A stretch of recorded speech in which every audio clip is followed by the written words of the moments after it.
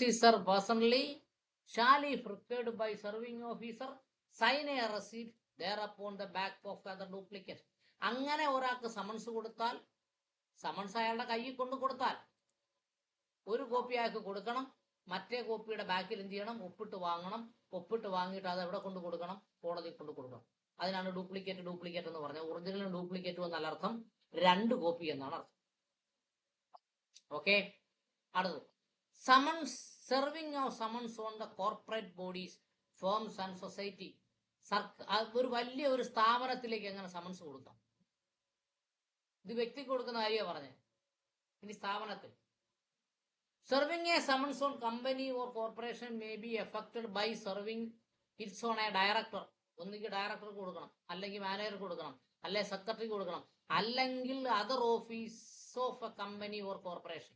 അവിടെ ഓഫീസർക്ക്, കമ്പനിയോ കോർപ്പറേഷൻ ഓഫീസർ കൊടുക്കണം. Or by letter send by registered post address to the director.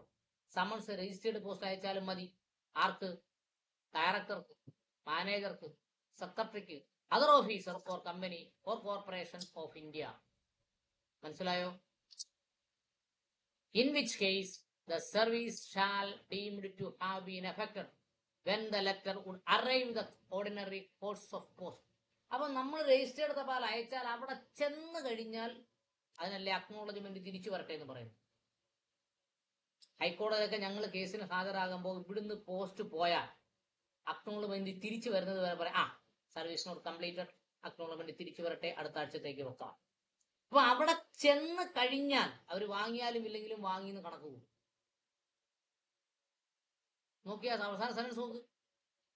In which the case serving shall be deemed to have been effected when the letter would arrive in ordinary course of the post.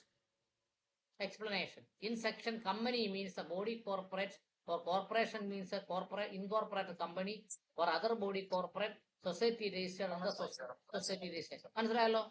Society registration act പ്രകാരം പറയുന്നതാണ് ആ കാര്യങ്ങളൊക്കെ. Service of summons on a firm or other association individual may be affected by serving any partner. ഇപ്പോൾ ഒരു Firmino മറ്റോ ആണെങ്കിൽ പാർട്ട്ണർക്ക് ആർക്കെങ്കിലും ഒരാൾക്ക് കൊടുത്താൽ മതി, എല്ലാം എന്ത് ചെയ്യും, കിട്ടിയതായി ബോധിപ്പിക്കും. മനസ്സിലായോ?